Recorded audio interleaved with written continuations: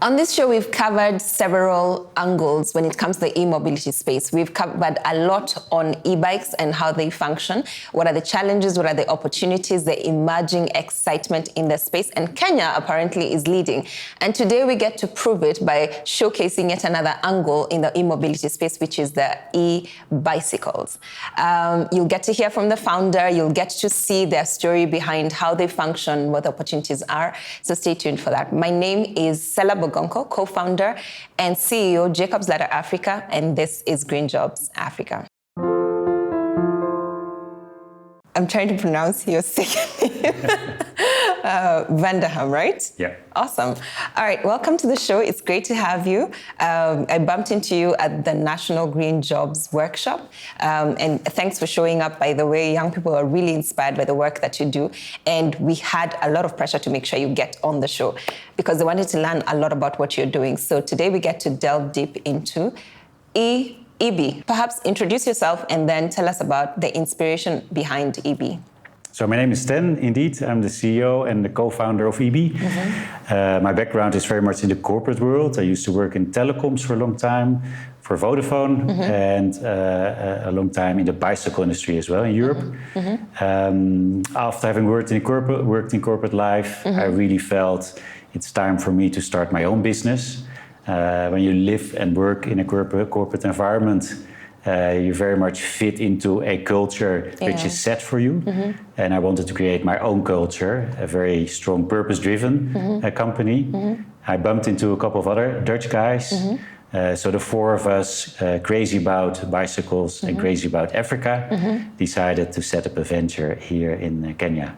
Okay, you've just given me quite a bit of touch points on everything that you've said. So let's start with, you mentioned telcom. So I used to be in the telecom space, but more from the supporting the telcos perspective. So what exactly were you doing in the telecom space? I worked in various commercial roles in both the Netherlands and in the UK and in the Caribbean. Mm-hmm. My last role, I was a CEO for Digicel. Mm-hmm. That is a Caribbean telecom provider. Mm-hmm. I really enjoyed the technological side, mm-hmm. But I also felt after 3G, 4G, 5G, where is the innovation, where is really the customer benefit? Yeah. So after having worked in that industry, I decided to go for my passion, and it's very much about sustainability, mm-hmm. health, and bicycles. Mm-hmm. So I worked in this large bicycle company in Europe. Okay. Yep. So how did you end up in Kenya?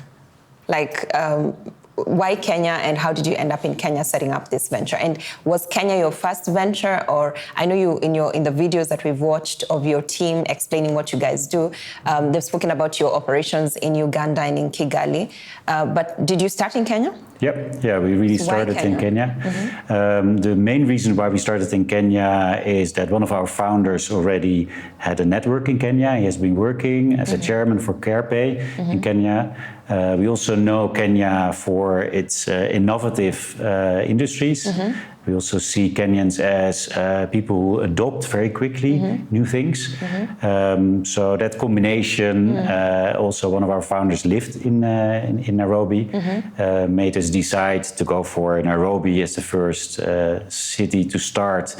And in 2022, we took a year to basically test mm-hmm. Are electric bicycles suitable for Nairobi? Mm-hmm. How would people react to it? What kind of business models would be applicable? And after that year of testing, we launched in 2023. Okay. So you launched this year? Last year. You early launched last year. Yep. Okay, so let me back up a bit, because in Jacob's Ladder, one of the programs that we run is an early stage startup incubator. And one of the things that we try to walk young people through is the selection of co-founders, because that can be a make or break for any innovation or business at the very early stage. How did you end up selecting your co-founders, and how has that worked out for you? Have there been challenges, or it's just been a smooth ride? No, I think setting up a startup is never a smooth ride. So the main founder of the business, Jacob is his name, Jacob's letter, that's a coincidence. Jacob, he's a very experienced entrepreneur. He's set up many businesses, he invests in many businesses. So he basically was the initiator. And he was also the person who brought together the four people who he knew from different angles. So I'm sharing with him a business network. So we know each other already for a long period of time. And the different profiles of the people he chose made us really complementary. Awesome. So I'm really the person who has experience in the corporate world and leading large businesses. I don't have entrepreneurial experience. But then on the other hand, he and the two other co-founders, they're very much entrepreneurs. And some of them a bit more in African situation, like the guy who already lived in Nairobi. Another person, Easy is his name, he's the youngest. So also when you look at the age profiles, we have 25, 35, 50 and 60. Wow. So we're really complementary, really different. And I think that's also my experience from putting a team together. The more different you are, of course, it's not easy, it's challenging, but you also know that the chances of success are much bigger.